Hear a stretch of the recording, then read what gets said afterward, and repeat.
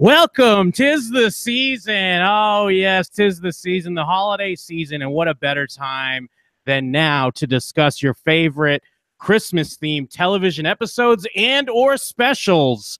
I feel like I fulfilled my legal obligations. I am Jim Scampoli.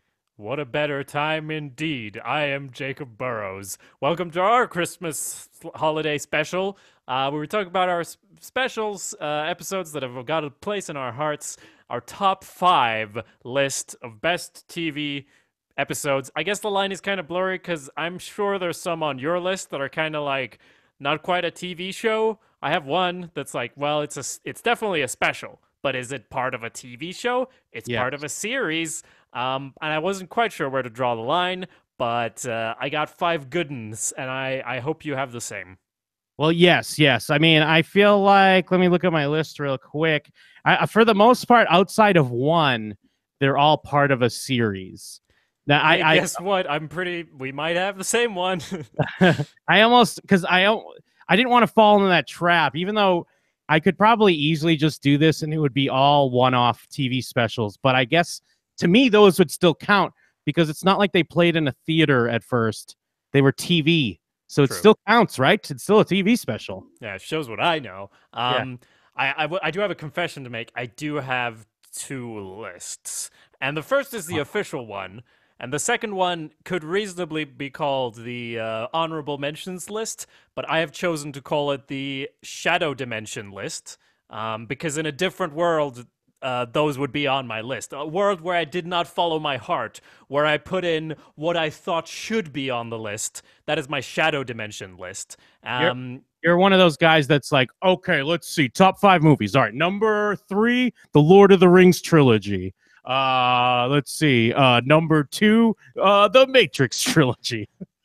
Well, Jim, I want to be clear. I am not of the shadow dimension. I am merely a vessel to that place, and I can only bring you information. I'm not from there. Do I have a mustache? No, I do not. So basically, my main list is my only list, and there's not a trilogy amongst them. Oh, well, I mean, shit. Actually, that's a lie. Never mind. oh no, there are definitely there are so many. It's weird because there are so many options, but then there are so many obvious ones. And I guess if I'm being true, there may have been 1 or 2 that I was like, this is too obvious, so I'm gonna pick something different because I'm not just gonna be like Rudolph, Frosty, throw them all on there, throw all the Rankin Bass classics in my top 5. And so, yeah, I mean, I don't blame you. I don't blame you having your honorable mentions because there's a lot of good Christmas cheer out there as far as television is concerned.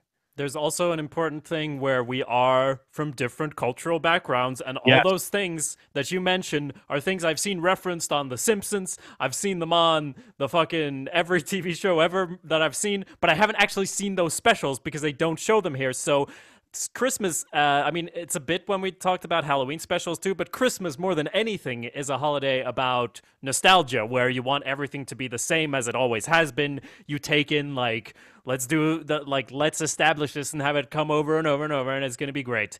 And I'm sure I would have loved a lot of those, but they can't be on my list. Even if I viewed them now and they were like objectively really good, I can't shove all that stuff on my list because I don't have a connection to it. So it's a very personal list for both of us, I'm sure. Yes, and then what about? There's kind of like some categories. There are some episodes or what have you that it's not necessarily about Christmas, but the setting is Christmas, so it kind of works.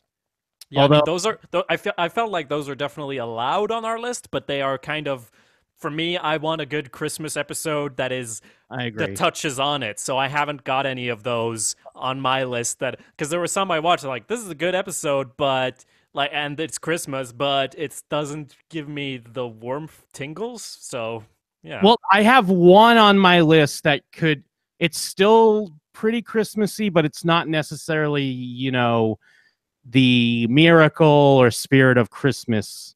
Maybe we could talk about a couple of maybe honorable mentions. I want to bring up one. But isn't it a spoiler if we know it's not on your list? Like if you say it now? kind of, but I feel like it's better to do that before getting to your number one. Okay, yeah, That makes sense. Sure. And not like we're gonna do a whole top 5, but I maybe want to bring up. Maybe I just want to bring up this one. The Veronica Mars Logan family Eccles Eccles family Christmas episode, because I was kind of skimming through, like, just to jar my memory on some of the Christmas episodes in the past, and this was on quite a few lists, and I rewatched it, and man, did it remind me how good Veronica Mars is as a show. It's such a good show, but its setting is Christmas, but it's not really much above that as far as Christmas is concerned. Like, it entails like a poker game, and Veronica, of course, being the genius that she is, figuring out who stole the money, and then it deals with Logan's family throwing a big Christmas party, and his dad is dealing with a stalker, and it's great because then, of course, we got Veronica's dad and Veronica kind of in the same locations, with their cases kind of overlapping a bit. I don't know if people out there have not seen Veronica Mars, but much like when we were talking about Freaks and Geeks for our Halloween top 5, it really got me to want to rewatch that show again, because it's dealing with class issues. It's dealing with, racism. Wow, what a great show. And he's even has a strong female protagonist. What season is that Christmas episode in? I believe that's season 1. Okay, cool. I do not remember it, but I have seen it. So I'm sure it was great. Wait, have you only seen season 1 of Veronica Mars? I've seen 1.5 seasons, approximately, Veronica Mars. You're a fucking bad television critic. Yep. There are millions of people who would agree with you, or at least dozens. Yeah, no, for sure. I watched it late. I don't want to. We don't need to get into all of Veronica Mars, but I like it. But I was like binging through it at one point, and then I watched like a season and a half almost all in one go, and then I stopped. So it wasn't because I disliked it. It was just the momentum of my binge had carried me so far, and it could carry me no further at that point. Understandable. I feel like once we go back and do our Mars Men podcast, when we rewatch Veronica Mars, you're gonna realize the greatness that you're missing. Yeah. I'll final note before we get into an actual list is I don't know if you realize what a conundrum you set me when we do these top lists, because you were like, yeah, I got 3 in the bag that I know for sure. I just gotta top off the old list and whatnot. And meanwhile, this has been my week. My friends and family may expect no Christmas presents because I've been too busy analyzing and evaluating holiday cheer without actually experiencing it in my heart. I do this for you, Jim, and for you, dear listeners, so I hope you appreciate it. I have become a husk of Christmas cheer, and I'm sure I will regret these choices later and say, no, I wish that was on the list. I wish that. I'm that sort of person. I have problems with lists. I can't just say, oh, it was a good one. I have to no, but is it the best one? I need to watch five more seasons of this. Yeah, well, but to your point, I did spend way longer than I expected because I was just watching things, peeking through other things, and it took a bit longer than I anticipated to get this list together. So okay, good. Yeah, we put in this hard work for you, the listener. Perfect. Well, shall we get into something then? We have a bunch of things. Do you want to start with yours or mine? You get to pick. I wish I could remember who started last time. I started last time. Okay, then I'll start this time. No, shit. Other way around. I thought about this earlier. You should play mine first. Okay, play yours first. Yeah. All right. We're doing more of an effort, so it's like a surprise. So I don't know what he has here, so I do have to pull up his clip, and it'll be a surprise for me as well. 1 second here. Please bear with me. All right, here we go. Fucking Jesus. And here it comes. Every year we're doomed. Thanks be I had these bulletproof shutters installed.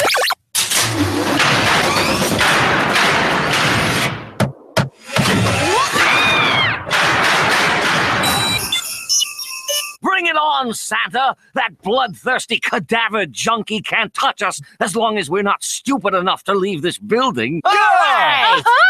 Phew! In a related matter, you'll be delivering this sack of children's letters directly to Santa at his death fortress on Neptune.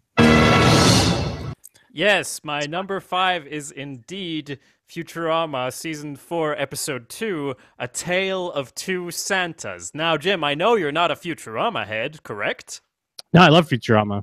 Oh, well, I guess I didn't know then. This is Although I guess I fell off whenever they came back Mhm. and they did those movies, and then I saw that they did seasons as recent as like 2013. I've never seen any of those. Yeah, that's fair enough. I mean, I haven't watched it in so long. And it's weird how I keep thinking of Futurama as like, well, there was The Simpsons for, I guess, like 20 years, and then Futurama came along, when actually Futurama started in 99, and I was watching it when I was like 10 years old.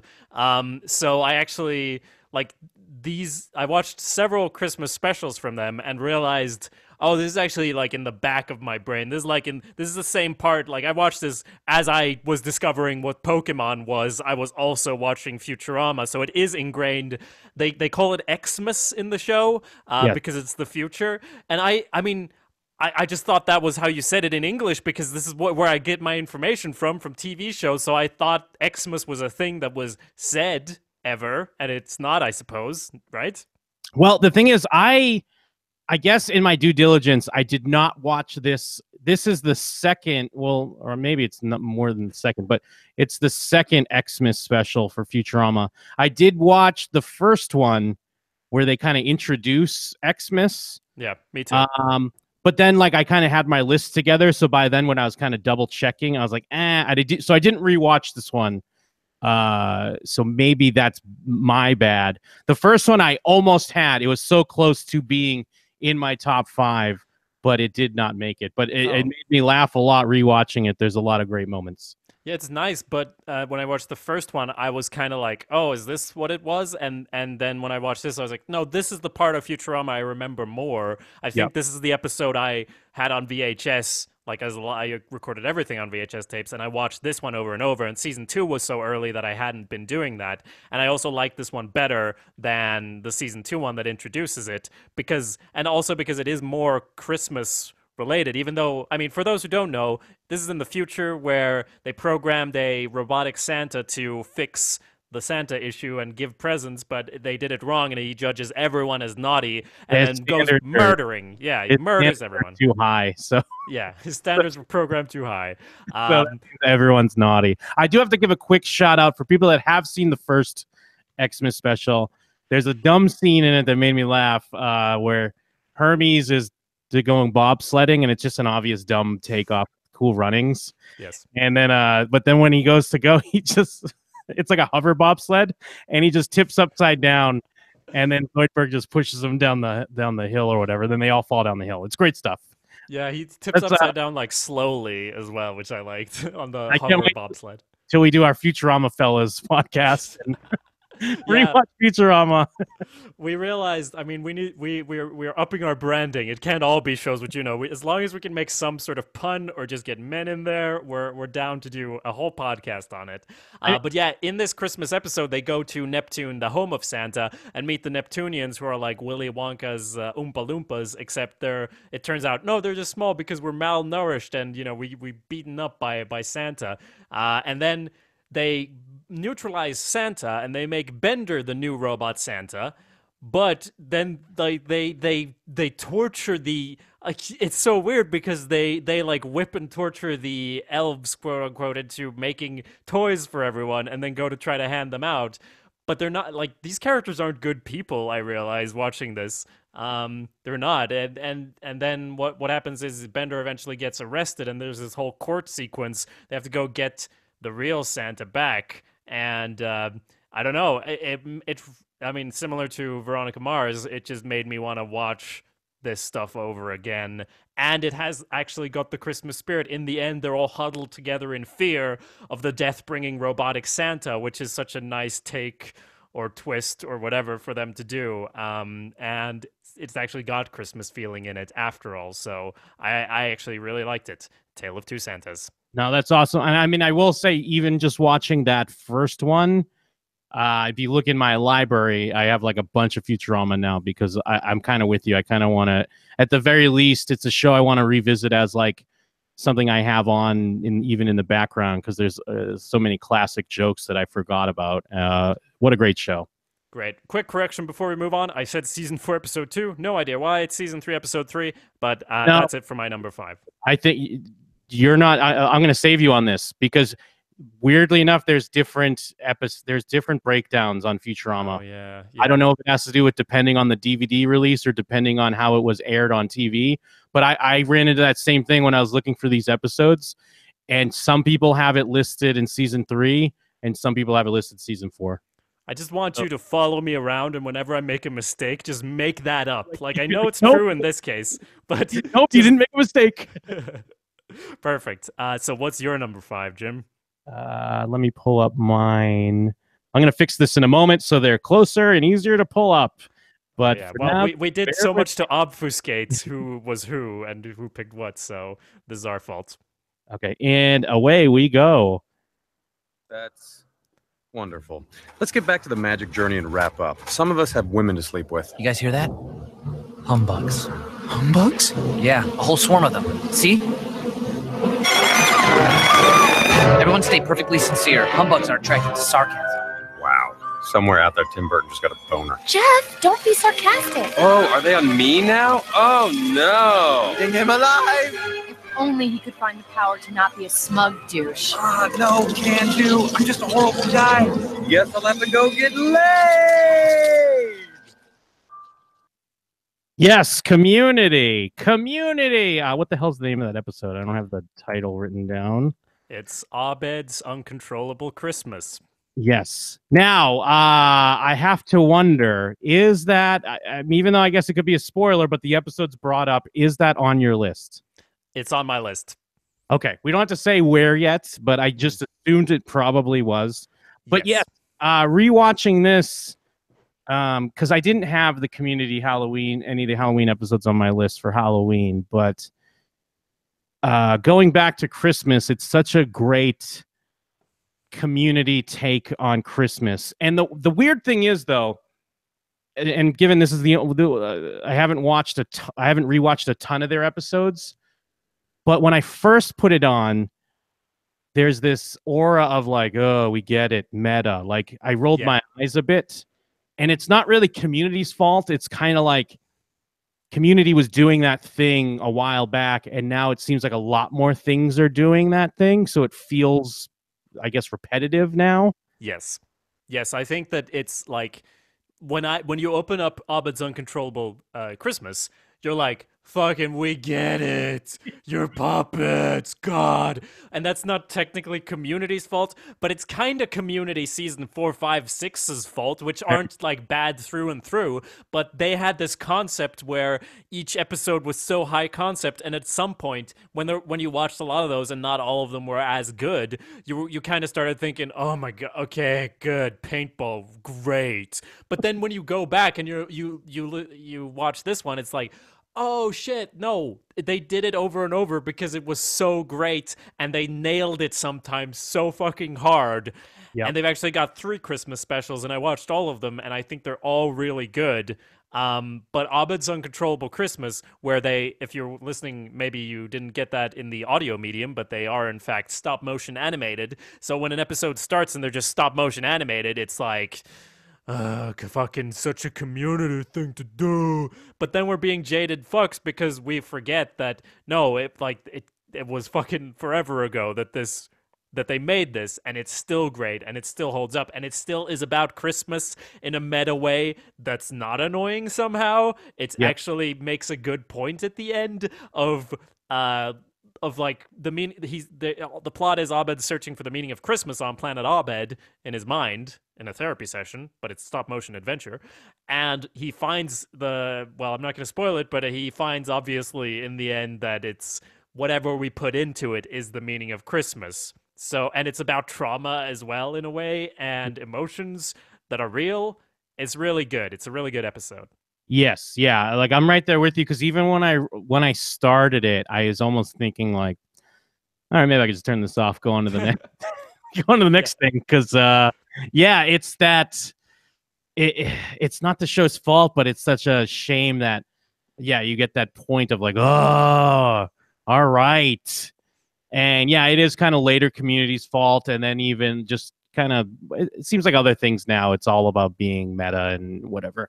But it just nails it. It works so well, and it hits the same heights as what it's tributing, like with some of those stop motion classic Christmas specials, but in a great way that plays true to all the characters on Community, and it has a really nice like emotional catharsis. And yeah, it's just it's I haven't seen it in a long time, but now I'm like, wait a minute, why am I not watching this every Christmas?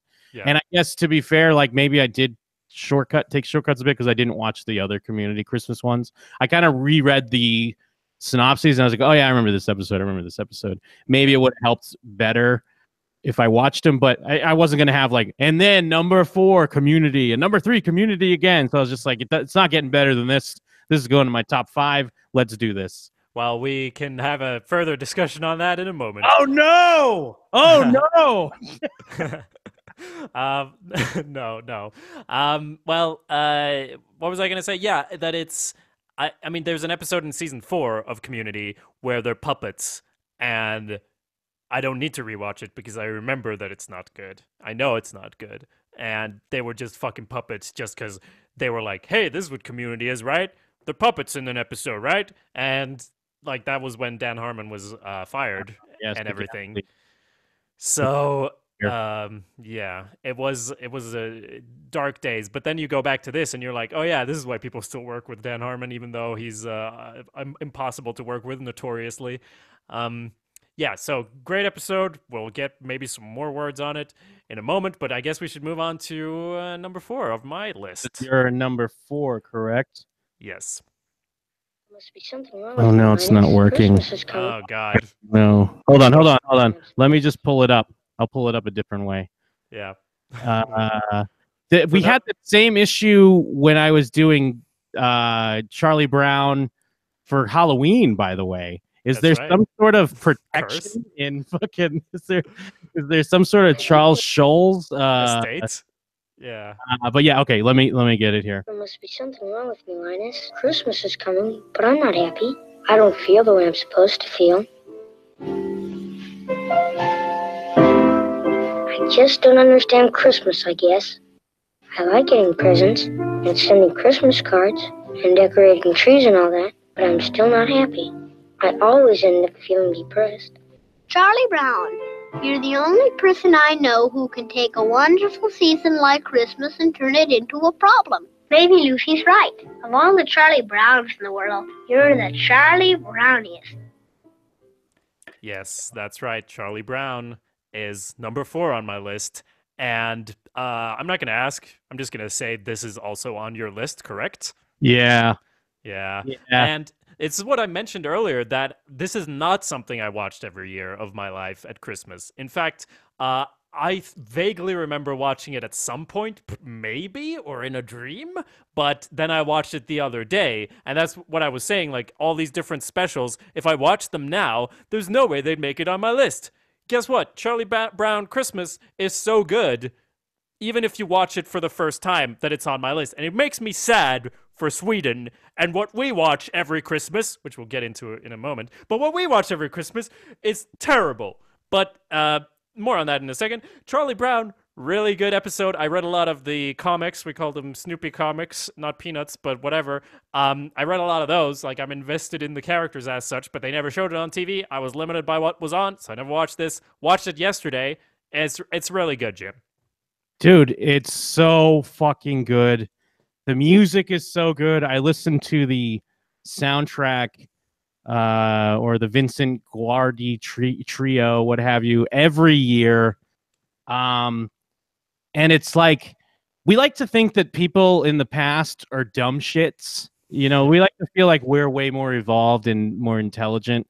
I mean, I guess for the 60s, you could say they did have like a protest hippie movement and a lot of things were being done. But I don't know. I don't know if it's just me, but I feel like we like to feel like that things are more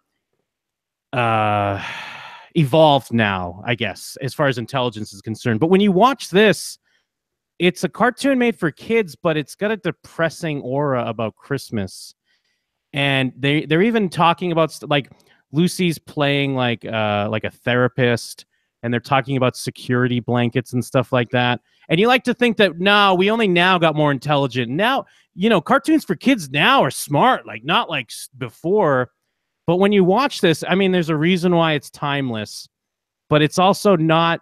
It's not talking down to children at all, and it's kind of like, for whatever reason, my favorite things around Christmas, even though like I love Christmas, but I like the like I don't want to say depressing, but kind of like the bittersweet feel of Christmas, and it kind of captures it perfectly.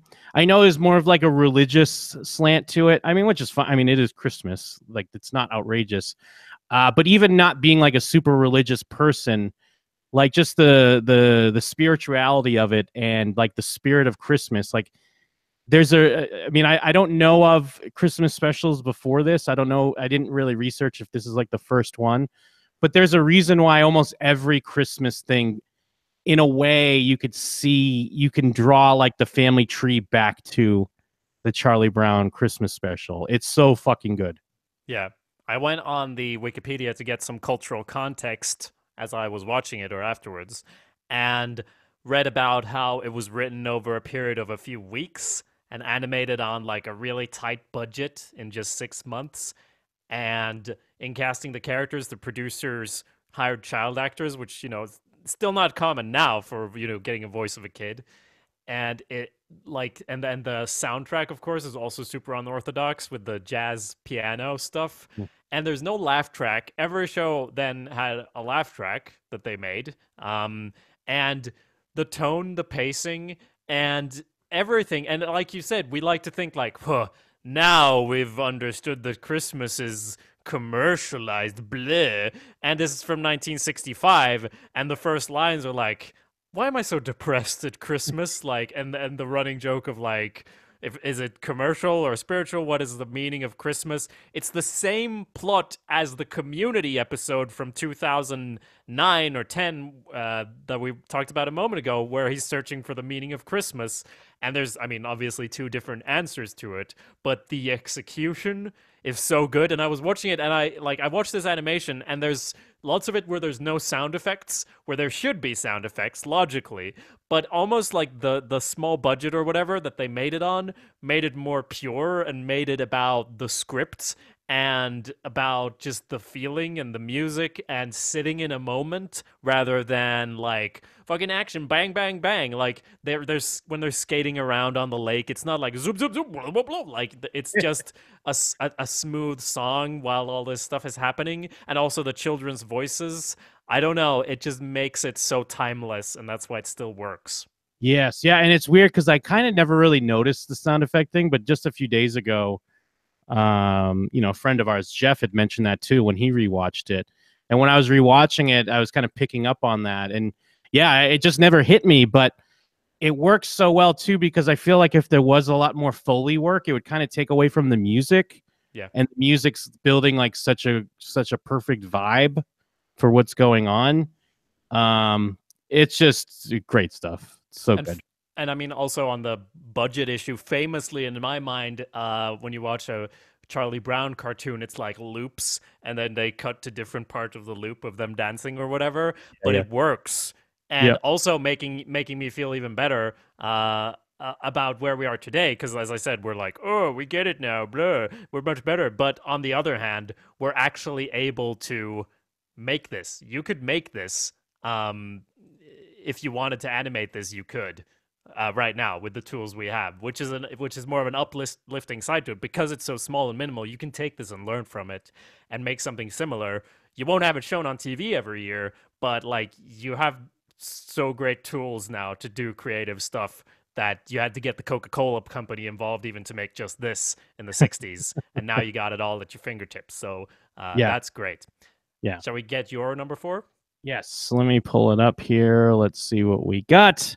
for my number 4 Christmas episode and or special countdown.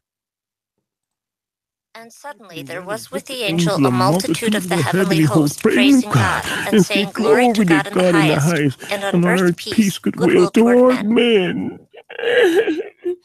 And that's what Christmas is all about. You hear that, boy? That's what Christmas is all about. Actually, Granddad, Christmas is a pagan holiday, and Jesus probably hates you for celebrating it. Think? Cuts off, but he goes, "Ain't gonna be no Scrooges in my house, boy."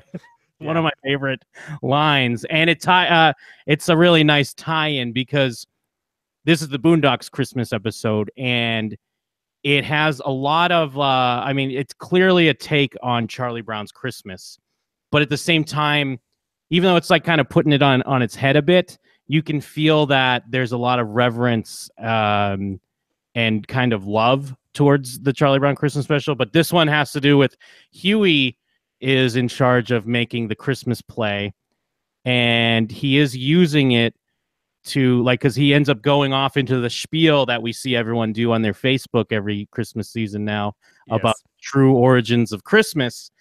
And his granddad, you know, as he's telling the story, Huey turns into the adults from Charlie Brown, where it's just wah wah wah wah wah, and, and Granddad even has to be like, "It's boring, Huey. All it is blah blah gay sex, blah blah Congress." And then so Huey decides he's going to use his Christmas play, the story of Black Jesus, and add action and effects to get people to hear his message. And it's so good. And then the B plot is Riley, who is hunting Santa at the mall with his BB gun, because he's like, they hint at the backstory that Riley and Huey, before they were with their granddad in the suburbs, they didn't have it so good, and so why did he never get Christmas? And he wants Santa to pay what he owes, and it's really funny. It's a nice, it kind of like what we were just talking about, where there's a kind of like a through line with a lot of some of the better Christmas specials or episodes to Charlie Brown, and this is like a perfect take on it, while still like holding a lot of respect for it, I feel. Yes. I mostly know this from clips played at the start of Jim and Them episodes. Yeah, I would play them every year, even if I already played them before. Yes. So I obviously need to watch it. But I mean, it's worth noting it's from 2005, which it's not like ancient history, but as you said, everyone is like, actually, it's a pagan holiday, blah blah, and everyone's been saying that for a long while, to the point where that's like beyond cliche. But I don't know, they were pretty hot on the money on that one. Yeah. I mean, there's not it's similar to the Christmas, the Charlie Brown one. Like a lot of the stuff I'm saying about that, I would say about this. I think it is a classic, and it's a nice kind of different take, but it's still kind of, even though like there's a point where they're trying to subvert like the Christmas miracle, but it still kind of comes to that same type of, there's a Christmas miracle. There's a Christmas miracle that happens. So it still kind of comes to that same point. Right. And it is called a Huey Freeman Christmas, meaning, it's clearly a reference to a Charlie Brown Christmas. Yeah. I need to watch it. I will watch it when I have gotten over this Christmas binge I've been on, just fucking sugar down my fucking throat. Yeah. Once I get over that, or maybe this is a good palate cleanser since it has more of a, hot take on it. A quick side question. Now, are you wearing a Christmas sweater? Is that what that is? Because I'm a little disappointed you don't have like the like with Halloween you went all out. So I was expecting snow. You must have snow right outside your window, right? You could just shovel a few into your room. I have so much snow that if I had snow inside, I would be upset. I would not feel like it was Christmas. That happens when you go outside and you come in. There is snow on the floor, so that's not a festive thing for me. That's just a trial and tribulation of my life. I do have a candle over there. I can see that now. And I got one over there, but I'm sitting in front of it. So I wouldn't call this a Christmas sweater, but it's kind of Christmassy. I almost went with the red headphones. Look, I'm trying here, Jim. What are you doing? A green I screen? know. I was just about to call myself out. Yeah. I mean, I have a green screen. I should be doing all kinds of shit. Yes, at least fucking make it a white screen of snow, at least something. Jeez. All right, let's move on. What are we on for you? Are we on number? We're on number 3 for me. Three. It's not my fault. This is what Christmas does to people. We put too much meaning into it, and it lets us down. We beg to differ. What are you doing back here? Saving Christmas. Everybody, point your magic Christmas weapons at it.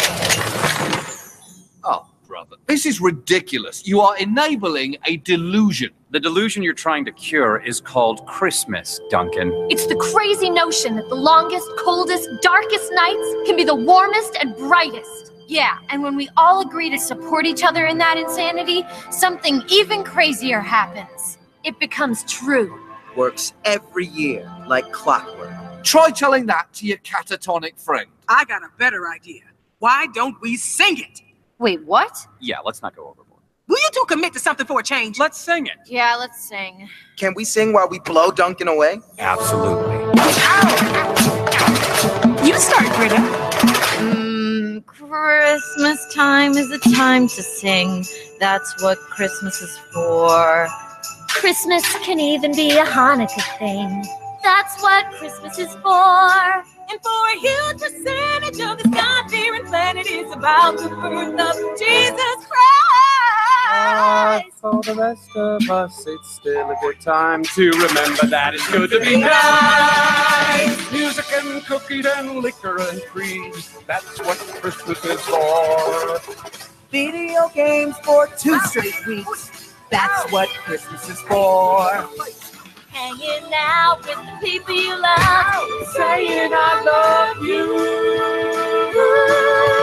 That's what Christmas is. That's what Christmas is. That's what Christmas is for.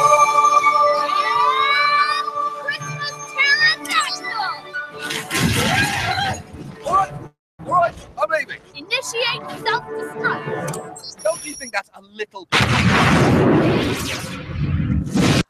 I couldn't help myself. I basically put the whole climax as my clip. When I was cutting it, I was like, well, at least audio listeners can also enjoy this. It has a nice little song. Yes, it is indeed Community Season 2, Episode 11, Abed's Uncontrollable Christmas, which was also on your list. And I guess I hinted at having more than one Community on my list, but I didn't do that. But I was tempted. There's no more Community, but I had the same thought as you of like, well, I actually watched them, and regional holiday music is like, it's up there as far, like, it's really good, where they have their pitch perfect take on Glee, where they just tear apart Glee for a whole episode. And it also has good music and a lot of fun scenes going on, and it also ties in really well with, like, their first Christmas episode is just an episode where Christmas is the setting, as you were saying. There's a Christmas party. It kind of connects. It's about fighting. That has great, like, it's a great season 1 of Community episode. What's the first one called? Comparative Religion, where they find out what each other's religion is. And that's the first, speaking of Jim and Them clips, where on Jim and Them you start each episode with a little audio clip. That's the first place I heard Community when season 1 was coming out. I think you put a clip from that episode where they're talking about their different religions, and I just Googled those words because I was like, that's so funny. What's that from? And that's how I found Community. So that's a great episode of Community. But as far as Christmas episodes, regional holiday music is up there. But Abed's Uncontrollable, like, regional holiday music makes me want to sing, but Abed's Uncontrollable Christmas makes me want to cry in a good way. On a Christmas. It's so much Christmas. It's like takes the Christmas to 1,000%, and it touches on, like we already discussed it, but it touches on the same sad feelings as Charlie Brown Christmas, but in a like modern meta take, but one that doesn't make you want to throw up. It actually works. So it's actually one of the best. Like, it could have been high. It could easily have been higher on my list, but I placed it here at number 3. It's a super, super good episode, and I'm gonna watch it every year, just like you said. Yes, absolutely. It pulls in everything and balances it really well. Like we said, sometimes just having it being on Christmas is enough. And just being in the background is okay. But it ties it all in. It's on Christmas. It has some nice meta callbacks to what we all know from Christmas with Christmas specials and like stop motion animation, at least if you grew up with some of that stuff. And a nice, emotional core of a group of friends coming together.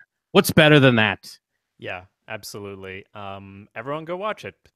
And watch Community in general, honestly. First few seasons. It's like same. I think it's going to be the same with most of these and on the Halloween stuff as well. If it's good, it's going to make you want to watch something again. And that's kind of that's my answer to what Christmas is about. It's when you watch something over and over every year. That's what Christmas is all about That's for what me. Christmas means to me.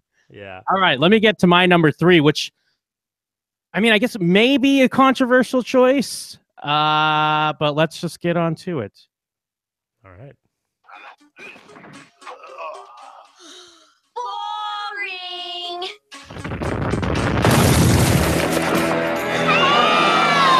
You want excitement? Shove this up your stocking!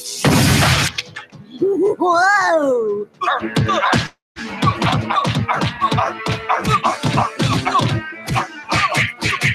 That looks entertaining. Oh, yeah.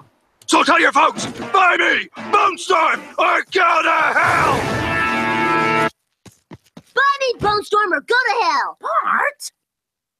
Yes. Now, I mean, I know the reason why I say it might be controversial is because, I mean, Simpsons have a lot of great Christmas episodes. I mean, of course, the premiere episode of The Simpsons is Simpsons Roasting on an Open Fire, which is also a great episode. But I had to choose, I believe it's called... Marge Be Not Proud? Yes, Marge Be Not Proud. Because even though this, to me, is kind of more... Like, Christmas is a big part of it, but it's not so much about the spirit of Christmas in the end. It's just more like a Christmas story. Like, it's kind of just around it, because it has to do with Bart really wanting the game Bone Storm, and he shoplifts and gets caught, and then he's trying to keep it secret from his parents, and it really, his Marge ends up being really let down with Bart and kind of realizing he's growing up. But it's still an episode I watch every Christmas, and it's, to me, the funniest Christmas one they have, because it's so funny. Yeah. Just like when Bart's at the try and save, and there's the spoiled kid with his mom. Yeah. And she's like, buy me Bone Storm. And she's like, don't you already have that? He's like, no, stupid, I have and he mentions like these other games, and he's like, you idiot.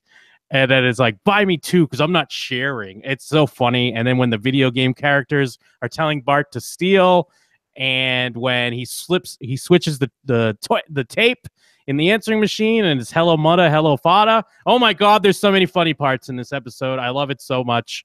I had to choose it I knew there was going to be a Simpsons slot, and this had to be my Simpsons slot. Yeah. It's not a Christmas emotional story, but it's such an emotional story on its own, because Marge gets so disappointed in Bart, and Bart realizes he messed up real good and proper, and he actually is so upset, and I won't give away the ending, but it's emotional. Yes. And it has Christmas in the background. It's not on my list because it's as you said, like if there is or was going to be one on my list, it probably would have been the pilot Simpsons Roasting on an Open Fire, where we have all the Christmas money vanishing because Bart got a tattoo that needs to be removed. I watched all of these, and he it actually feels like a Christmas episode, and it's the first episode of The Simpsons and reminds you so much of what the show was, and also relating to a Charlie Brown Christmas of laugh tracks and stuff, where you try to, if you remember what other shows were on when The Simpsons was starting, and you're like, holy shit, what a revolutionary thing to have a cartoon, but then they're not getting along and they're like mean to each other in the family, but then they love each other as well. It's like a real family.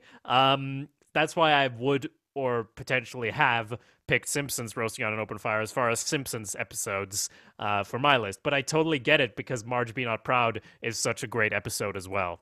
Yes, yeah, and so what you're saying, even though I was only like 8 or 9 years old when The Simpsons started, but even being a kid, I remember there was this whole like, discussion or national argument about like, is this okay? This show about a family that's not always happy and, like you said, like fights with each other. It was such an outlandish thing to do at the time, even though like they were still married with children, but it wasn't as popular, of course, as The Simpsons. So just the fact that it was such a huge show and it was animated, people just couldn't deal with that for a long time, and it's hard to think about that in the terms of now, like what The Simpsons did when it came out.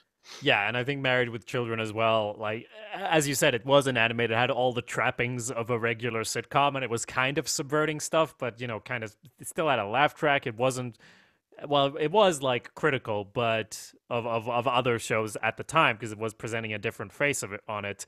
But The Simpsons was actually revolutionary in a totally different way, so that's why it sticks out.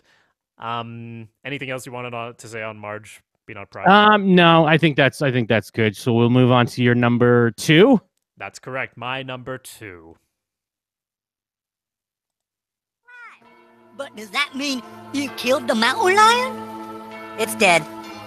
For real and for true? Are you sure? I'm sure it won't be hurting you anymore. He did it!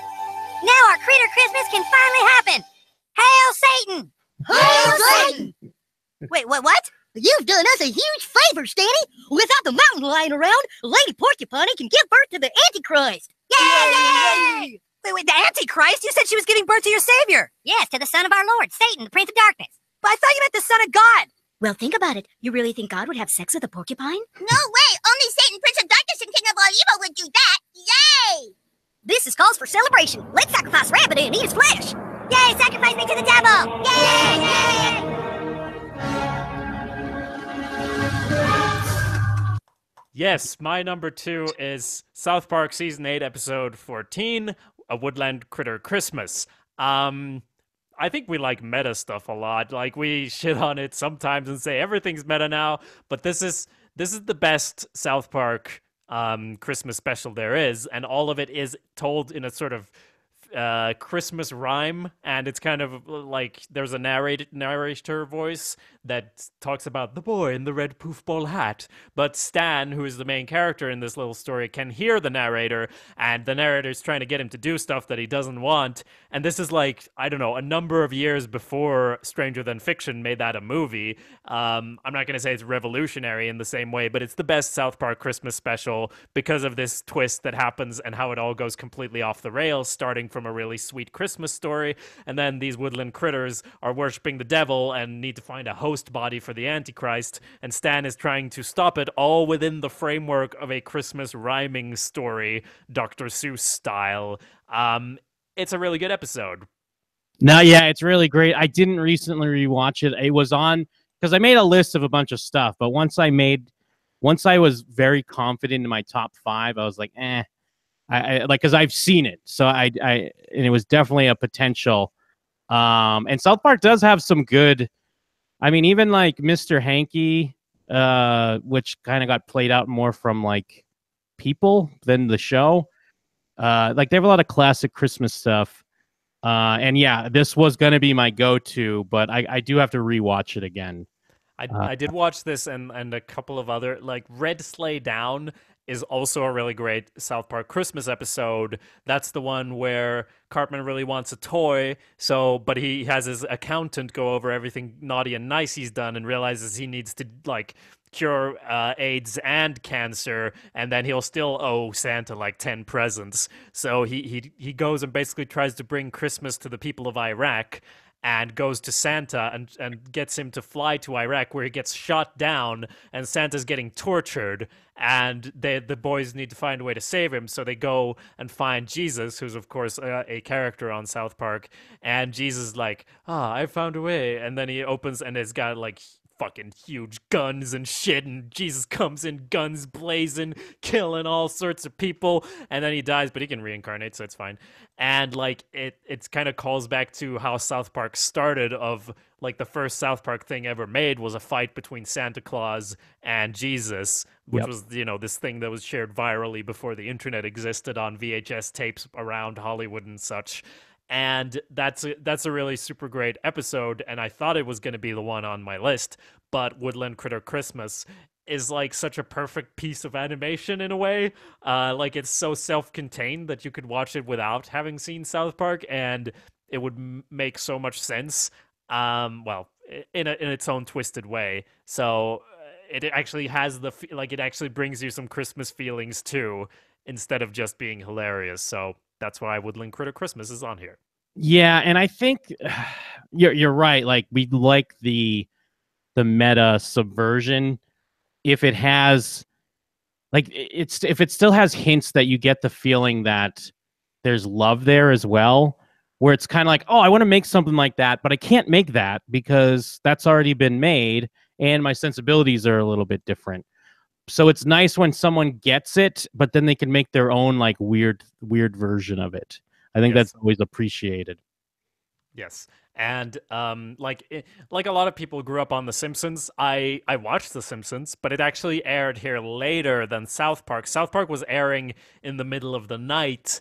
Almost, it was like pretty early. I mean, by early, I mean usually we have to wait years to get something, but it was on TV late at night, and I kind of heard tales of it, and I as I said, I had VHS tapes, and I would program the VCR to record in the middle of the night and watch all South Park episodes over and over. So that kind of explains a lot about me, I guess, because for what Simpson is, growing up on that, for a lot of people, I did that, but with South Park. So that's why I'm a more extreme and offensive version of other people, so to speak. That's great because I mean I wouldn't have to program, but yeah, I would record The Simpsons, and I would have, I would record The Simpsons from when I was like 9 years old. So I would just have VHS tapes on top of VHS tapes, and then I would just skip school and then rewatch them all day long.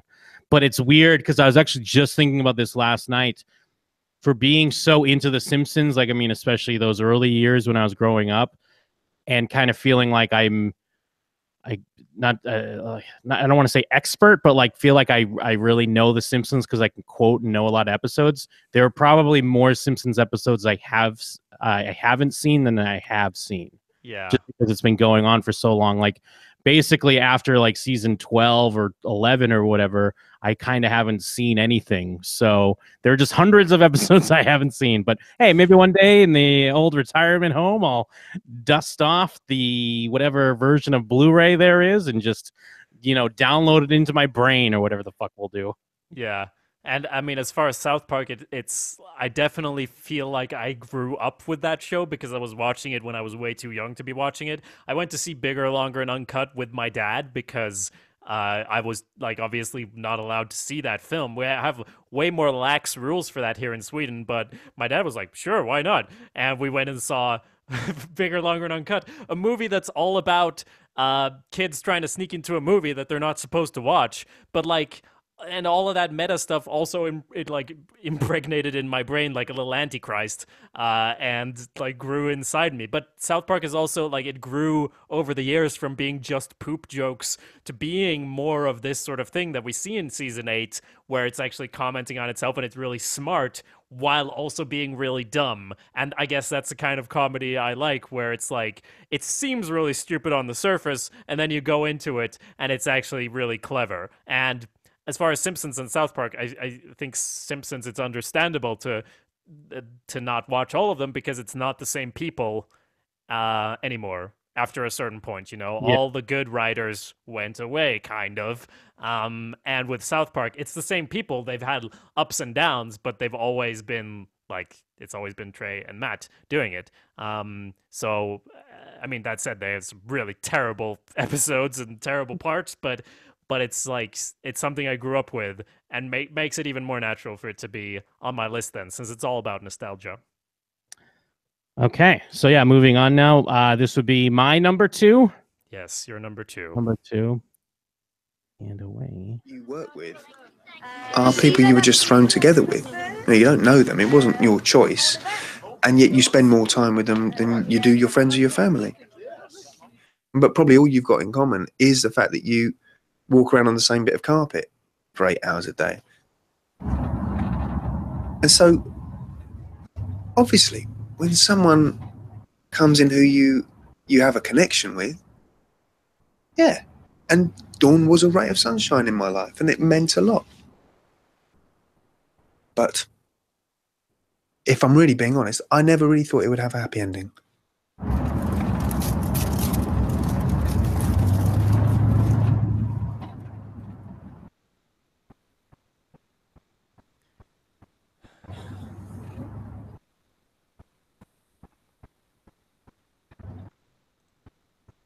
That's right. The Office, the original Office, the UK version, the Christmas special, which is a 2-parter, but I picked the second part.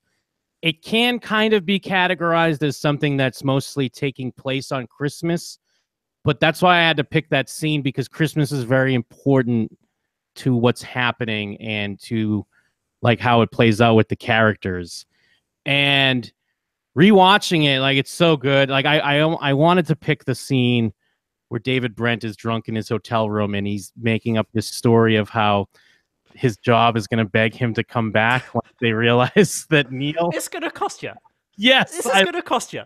Dude, I act that out sometimes when I'm in hotel rooms, because I love that scene so much when he's just laying there, he's like, and that's going to cost you. It's just so good, and it's not to shit on the U.S. Office, because clearly, like, it has some things, since it had to go on way longer, like way longer. But see, like, I've seen this like resurgence, or it seems like a resurgence to me, anyways, where people are using The Office as memes and referencing the U.S. Office, and it's like, no, the original Office is so fucking good, and that Christmas special is so good. I remember when I first watched it years ago, it had me like bawling. And I mean, it's a simple thing of the will they, won't they, and paying it off, but it's handled so well, and it's the way it was snatched away other times on the show. It just all works. And then, it all culminates at an Office Christmas party, and even just the small victory of David Brent telling Finchy to fuck off. Yeah. You're still like, yeah. Because David Brent... he's an annoying guy, and he's douchey, but he's ultimately harmless. And when you start to see how lonely he is, it's still funny, but it's really sad. And just him having a simple victory of being able to have at least one date that went well, and maybe find some common ground with another person to maybe start a relationship, and then also tell the guy he's always trying to impress to fuck off. Like, it's so great. And of course, Tim and Dawn, but I'm sorry, go ahead. And he's probably gonna fuck it up later, the relationship, but just having that one moment of like something nice, it's such a Christmas moment. Hey, also, Jim, guess what? Oh, no way, really? Not only what you're thinking, but also play my number 1 clip now. Oh, no. Did we do it again? We may have done it again. Let's see what you got here.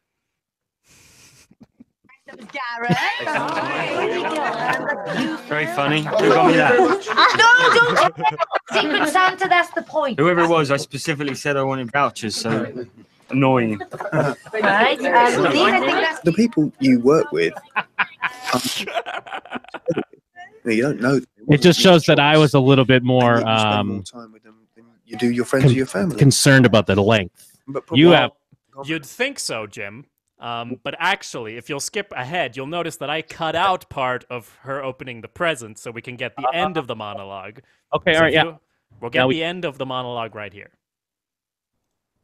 life isn't about endings, is it? It's a series of moments. And it's like if you you turn the camera off, it's not an ending, is it?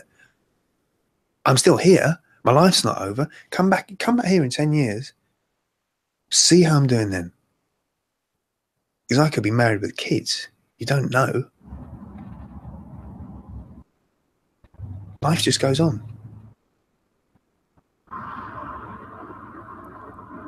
And that's where I cut it off. It's so great, though. It's such a great monologue and such a great. I mean, it's probably obviously like. Oh shit! I'm still in the clip. My bad. It's like an obvious. It's an obvious call out, like to talk about like the people you work with, but it's. I don't know. It just works so well. Just talking about like you're spending all these time with these strangers, and they become a de facto family.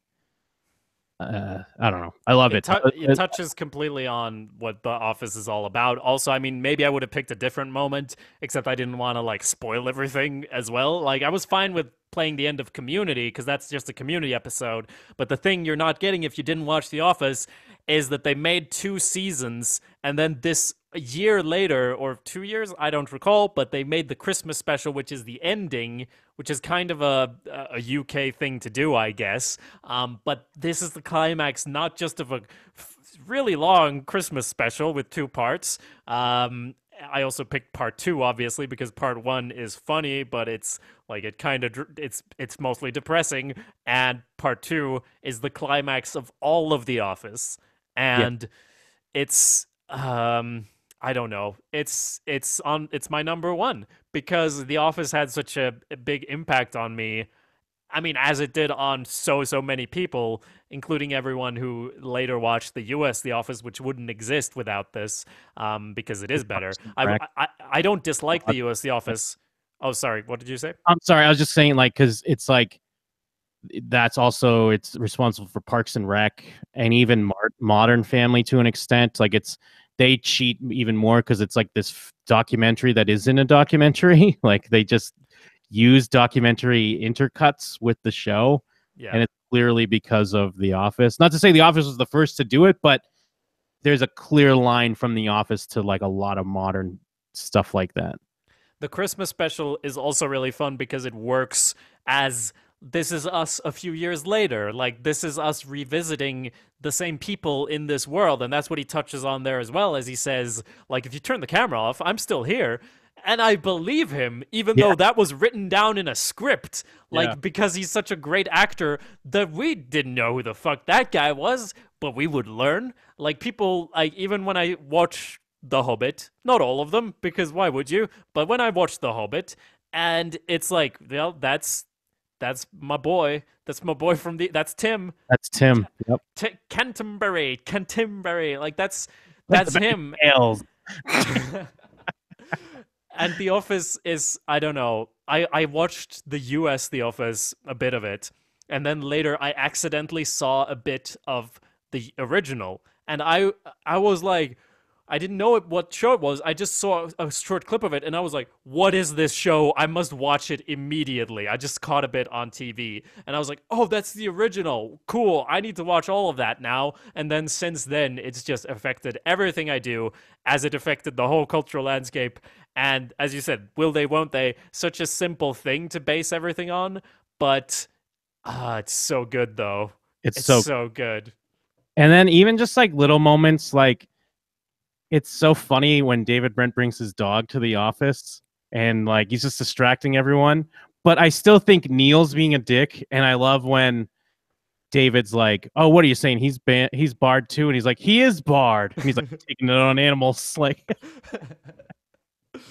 Yeah, it's so good, and it works as even though it doesn't have this like meaning of Christmas type story or like it doesn't call it out specifically, but you see it in the Christmas party. Like these coworkers are all having fun because of Christmas, and like of course, I mean the clip we showed, it has to do with the gift, and it means so much as far as like really opening up, Don's eyes or what have you, and even just the moment where we finally see David get a laugh because they're all together on Christmas. Like, you can argue it doesn't have this like Christmas miracle, but in a way it does, just in a real life type of way. It's so good. It's such a gray show, and that makes the moments of light stand out so much brighter. Where they have bits where like Tim is just sitting doing his work, and then someone is monotonously like walking up a ladder to put a disco ball up for the party, and he's just sitting there talking, super bored about paper and work, and that's kind of like, well, we're gonna have fun now, and you don't know if the party is gonna be like, well, this is gonna be the most depressing event ever, but then you finally get just a little taste of positivity in this world, and it like, your palate is like, oh my gosh, I've watched this for hours, this whole story from episode 1, I've been with them, and finally they get something they deserve. I'm not saying The Office is torture, but sometimes when you sit down with someone and force them to watch all of The Office, they're gonna be mad at you, and you need to show them the Christmas special too, otherwise they're gonna hate you forever. Oh yeah, because I mean, especially where season 2 leaves off, because it's such a bummer. Like, oh, please don't make me redundant. And like with his breakdown, it's so rough. I mean, and even in this with the Christmas special, like the little mini storyline of like the shy girl who's glancing at her black coworker, and then later she sees him making out with a different coworker, and she's all like broken up about it, and then her friend, like, there's no dialogue, and there's so much going on. Like, that's why everything feels like such a lived real world. Than say, I mean, the American Office definitely had its moments. It had like some emotional highs and stuff, but it didn't feel as real as The Office does. Yeah, I did start watching the season 2 Christmas episode of The American Office because I think season 2 of the U.S. Office is really good. It is. It's where they start finding their legs, because season 1 is just kind of a worse version of the UK one, and then season 2 and 3 they start making their own thing. And the Christmas episode I remembered as a good one. Still, it's competing against the original The Office on this list, so it's not going to make the list, but it is a good one. Yeah, absolutely. But yeah, really good stuff. I mean, I guess for my number one, I mean, without much fanfare here. Yeah, I can kind of have a guess. See what we got. Wait, I gotta pull it up because it's probably gonna do what it did before. I have been extra good this year, so I have a long list of presents that I want. Oh, brother. Well, I'm hearing it. Please note the size and color of each item. Oh my goodness. And send All right, as let's do many this as again. possible. There we go. Extra good this year. So I have a long list of presents that I want. Oh, brother. Please note the size and color of each item, and send as many as possible. If it seems too complicated, make it easy on yourself. Just send money. How about 10s and 20s? 10s and 20s? Oh, even my baby sister. All I want is what I have coming to me. All I want is my fair share. It's one of my favorite lines from the whole episode, and I quote it a lot in my real life, where I just say, all I want is what's coming to me. All I want is my fair share. I even left a little like pause because it's just a little kid. They're trying to like coach to say the line properly. And I mean, we already said a lot about this episode towards the top of the show. One other thing I wanted to point out that we didn't point out is I also like that it gets to the point where, you know, everyone laughs at Charlie Brown's tree. And then, of course, Linus makes his speech, teaches us what Christmas is all about. But it doesn't end there, because Charlie takes his tree and he's kind of thinks he's like happy about it. He's like, well, this could be a good tree. But they still even twist the knife a little, because he puts the ornament on it and it falls over. And it's almost like it was all for nothing. And it doesn't really come together until his friends all come and help. And then they have like a real Christmas moment. So it is similar, like like a lot of what we've talked about, and especially like the community episode in a way, where it's just kind of about the people you're with and celebrating the good times. So, and then like, what's more Christmas than that? Yeah. And I I mean, the only way things could have matched up more perfectly would be if you had also put The Office UK as your number one and we pulled the same clip for it. Yeah. But I understand you putting Charlie Brown on there. But it's funny that, I said, we're from different cultural backgrounds, blah, blah, blah, and 3 of our 5 are the same still. Holy shit! Yeah, wow. Is that more than our Halloween? Halloween, we both had that Buffy episode, and we cut the same clip. I don't recall the rest, honestly. Can't recall the rest now either. No, but I think it's definitely more. And it's like you said about with Charlie Brown in the scene where he's on the stage and he's like, Jesus, man, that's a real fine guy. You should all go to church. Like, I was like, oh, okay. Like, it's not a bad moment, but it's obviously not. I'm not standing up and cheering at that moment. But then they have them all come together. And it's as you said, in Abed's Uncontrollable Christmas and kind of in The Office, like all of these are about people coming together in the end. And Futurama and South Park, actually. Everything on my list. It's such a like fucking basic thing. Yep. But people have done it in so many variations, and sometimes they just do what everyone else has done forever. And sometimes that works because they do it perfectly. But sometimes they twist it a bit, but in the end, it's always the same. That's what Christmas is all about, I guess. Yep, yeah. the power of friendship and family and your relationships. Yeah. And that's what Shows What You Know is all about. Absolutely. So I do have my Shadow Dimension list. Oh, yes. I'd like to hear this. On 5, there is Blackadder's Christmas Carol. Blackadder is a show that we've been trying to get an episode out on. It's a show I really like about Edmund Blackadder, who is a guy who exists all throughout history, like his descendants. They're played by Rowan Atkinson. And what they do with the Christmas Carol, like we could almost, by the way, have like top 5 Christmas Carol versions because there's so many different Christmas carols. But in Blackadder's Christmas Carol, they reverse it, where the character's a really good guy at the start, and then he gets to see all his relatives who are real shitheads, but they all reach the goals they want, and he's really generous. This Blackadder that we're following in Victorian times, he's giving out money to the poor orphans who are really fat, and like everyone's taking advantage of him with his enormous generosity. And so the ghost comes by. I'm not here to convert you or nothing. I was just stopping by between all these misers I'm going around to. And he says, like, well, you're the good one in your family. All the other ones were terrible. Like, really? Can you show me? And he sees how they're all getting what they want by being evil all throughout history. And they go to the different time periods of the different seasons of Blackadder. And it's just such a good reversal because in the end he becomes an asshole instead from being the best guy ever. And the only reason it's not on my real list is that the execution is like, it's so dated, the whole episode, and not all the jokes are funny. There are hilarious bits, but it's kind of dated in a way. But we do get to see Rowan Atkinson in a spandex because they go to the future in the end with spaceships and stuff, and it's got this really dated feel to it, but it's also really charming. So that's on my Shadow Dimension, number 5. I need to watch it. I know we've been talking about Blackadder for a bit, and I was having some issues finding it, but I think I might be finding it now. Yeah. Legally. Yes. The reason this is not on the list is also like if I was gonna rank Blackadder episodes, this would be so low on like against the regular episodes, so I can't put it on as like what a great Christmas episode because there's so many much better episodes. Number 4, I have Simpsons Roasting on an Open Fire, which we talked about. First episode of The Simpsons, where Homer he's a mall Santa and doesn't get any money, and yeah, we already touched on it. Number 3 on my any Simpsons on your list, huh? I didn't have any Simpsons. I know. Interesting, but it's on my Shadow Dimension list.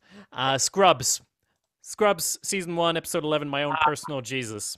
I do watch this every year too, and I almost had it. I watched it recently as well. I almost had it on my list, but continue. Yeah, I watched it in its entirety, and it is.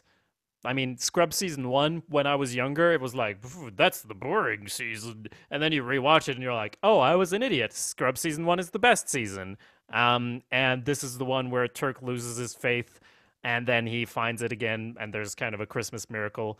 And I guess the reason it's not on there is that it's kind of rushed in a way when you rewatch it and really think about it. Like when you just rewatch it, it's very emotional, but when you think about how it's written and put together, it's like, well, he just kind of lost his faith, not over that serious of a thing, and not all the jokes are super great, but it is still a very good episode. Yeah, Number 3. I agree. That segment with the like 12 like injuries of Christmas or whatever is pretty well done. But I mean, I guess kind of a detriment to the show is that it's not like a hour drama, so everything has to move pretty quick. Yep. While at the same time dealing with like Elliot and if she should be an OBGYN or whatever, like it takes away a bit from it. Yeah. And I mean, I still like the format, but it doesn't get together such a heavy emotional punch at the end as some of the stuff on the real list. I also put Mickey's Christmas Carol on here, which is another Christmas Carol. Yeah. I almost had that on my list as well. It's another thing I watch every year. Is that the origin of Scrooge McDuck? I mean, is that an obvious answer or No, because he was already named after him, so that's why it was such an obvious thing for them to do him as Scrooge. Yes. Again, I'm from Sweden. In Swedish, he's called Joachim von Anka. Has fuck all to do with Scrooge, and additionally, I didn't know he was Scottish until recently, because it's not McDuck, it's Von Anka, which does not mean McDuck. So hearing the Scottish voice, and also just generally hearing the voice of Donald Duck, coming from a nation that's obsessed with Kalle Anka, as we call him, they don't give him that fucking voice in Swedish. Not to that level, at least. So whenever I hear an original, I'm like, holy shit, people watch him and hear his voice and go, yeah, that's a character I enjoy. I mean, we get the pocketbooks here, the comics. Like, that's what everyone has. And, I mean, this leads us perfectly into my number 1 on the Shadow Dimension list. Well, I will say that Donald is pitched more as like not quite a villain, but the villain to Mickey Mouse for the most part here. That's the thing that Mickey Mouse can go fuck himself as far as Scandinavia is concerned. But we even don't though know anything about him. To young Jim, that didn't matter. Donald was always my favorite. Yeah. Even if like they would always pitch him as like a hothead that got mad when the Mickey Mouse would like effortlessly do stuff, and then Donald would get mad and have that voice. But Mickey's Christmas Carol, I love. That was very close to being on my list. I love that version of it and how they tie in the characters, and even little Mickey Mouse, Tiny Tim. They have to like double them up. Yes. But I think it's great. Yeah, which does bring us to my number 1, still on the same thing, because number 1 on the Shadow Dimension list is Kalle Anka och hans vänner önskar god jul, which in English is called From All of Us to All of You. Now, you maybe haven't seen this, but this is an animated Christmas special by Walt Disney. It was made in 1958, and it's basically a clip show. It's basically, it's what the fuck, Jiminy Cricket, in Swedish, Benjamin Sysha. Jiminy Cricket is just kind of giving you the outline to what is a clip show. It's a fucking clip show where we just show clips or like little shorts, Disney shorts. It's just a format to shove Disney down your throat. The reason it's number 1 is that this has been shown in Sweden every year since, well, let me just double check so I don't spout the wrong numbers here, but okay, yeah, 3 p.m. every year. When was the first fucking year? I gotta know. Kalle Anka, Donald Duck. Yes, okay. Okay, it doesn't say on Wikipedia. Great job. But it has been broadcast basically every year since 1958. And the thing is, for the first 10 years after its initial broadcast, SVT1, it didn't need to have a 1 on it because it was the only TV channel. There was just one TV channel for 10 years, okay? And they showed this every year at Christmas. And it was the only Disney we got. I mean, I wasn't alive, but it was the only Disney that the culture received during that time, okay? So this explains why, even though it's a terrible... I mean, it's not terrible, but it's a clip show. Half the clips aren't even Christmas-related. There's 2 Christmas-related shorts. Like, No. What are the Christmas shorts? Well, I'll tell you. There's Okay. Santa's Workshop. That one makes sense. It's all about Santa. It's perfect for this. Then there's Clown in the Jungle, which is where Donald Duck is in the jungle with a fucking bird that he's trying to take a picture of. Okay? It has nothing to do with Christmas. Okay? Yeah. Then we have Pluto's Christmas tree. Again, good choice. It's with Chippendale. Oh no, where- yeah, I've seen this one. I've seen this one. That one's great when they're in the Christmas tree. Oh yeah, I've watched it. How old am I? Oh yeah, I've watched it 27 times because I'm 27 years old and I'm Swedish. And Pluto's trying to get him out of the tree. And then as a little kid, I always like to think that Chip and Dale were inside my Christmas tree, like with the ornaments and what have you, and they move like around. taking the bulbs off and stuff like that, doing fun stuff. Yes, and twisting them, and then he twists the dog nose. Again, if this was the thing that we showed every Christmas, it would make sense.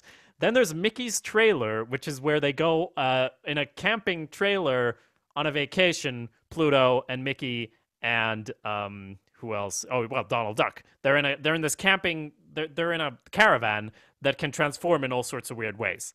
Nothing to do with Christmas. Then there's Ferdinand the Bull, which is a great little short, but again, I mean, I guess it has to do with Christmas because it's like, don't hurt people, because Ferdinand, are you familiar? Is that there's a movie, Ferdinand, that just came out? Is that the same? I mean, yeah, it's the same type of story. It's Ferdinand the bull who never wanted to fight any other bull. He just wanted to sit under his tree and smell the flowers. And I know this. I know all of these off by heart. I could just spout you all the words if you'd like. And then they add on like a different one, like a modern one. They kind of sneak one in there to promote a modern Disney thing coming out. In 2014, this was the most viewed program of the year. In 2015, the second most viewed, and most viewed. It's the most viewed television program in Sweden of the year, generally speaking. There's also Eurovision Song Contest, but we don't talk about that. So yeah, so it has ingrained itself because it's just that's the tradition. You know, people tell their children, like with your great grandmother, I used to come over when I was a little kid and we would watch Songon Funjang or whatever the hell you said. And now you pass it on to their children, who passes it on to their children, etc. That's why it's on my list. It's not because it's the evil list, basically. I didn't tell you this, but the shadow dimension is evil. Well, I mean, yeah. It's like kind the of mirror dimension. Yeah, exactly. It's not because it's good. It's because we're Swedish. And I realize that it's like an import. It's a cultural import. It's a sign of the U.S. imperialism. But it is true, I think, that we've made this one our own because you don't even know about it in the U.S. But it says here on the wiki, due to its legacy and prominence, the special has remained relatively unchanged. The Swedish public has been protective of Kalle Anka, resisting any significant changes. In the 70s, when SVT's head of children's programming disclosed plans to discontinue the special, due to a growing anti-commercial sentiment in the country, public outcry resulted in the special being maintained. A similar backlash in 1982 when Ferdinand the Bull was replaced by the Ugly Duckling, a change that was quickly reverted the following year. And going along with this tradition, we have a guy or a lady who sits down and lights a candle and says like something about Christmas, and then the special plays. And he's kind of the Christmas host. He's like the only one in the television company on Christmas doing this little thing with like one camera guy. And between does it say here? Weise. Orne Weise was the guy. He did it for, let me just, again, I don't want to, oh yeah, he was there from 1972 to 2002. Every year he sat down and lit a candle and said, now we're going to watch this shit again, is what he said.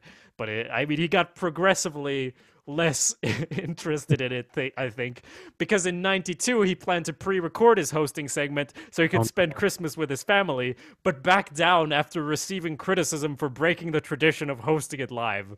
In a 2007 interview, Weiss quipped, he said that hosting the special had affected his personal life, stating that he had 3 divorces as a result. I was even going to ask, I was going to what couldn't he have just recorded it? But I guess that came up and they didn't like that. No. Sweet did not enjoy that idea. No, and I think he says it tongue-in-cheek that he had 3 divorces as a result. But I'm telling you, Jim, it's from the evil place. It's from the dark place from whence I am a vessel, informing you of this place. And it's not something where you want to go. Like if I ever have children, I'm sure like even if I were to live not in Sweden, it's like, well, now we sit down and watch it on YouTube. Like I will torrent this and we will watch it every year. Yeah, it's not stopping. I'm trying to see, what did I see? Because I did see the Christmas tree one, but as part of like a kind of like a montage of shorts. But I think they were all Christmas.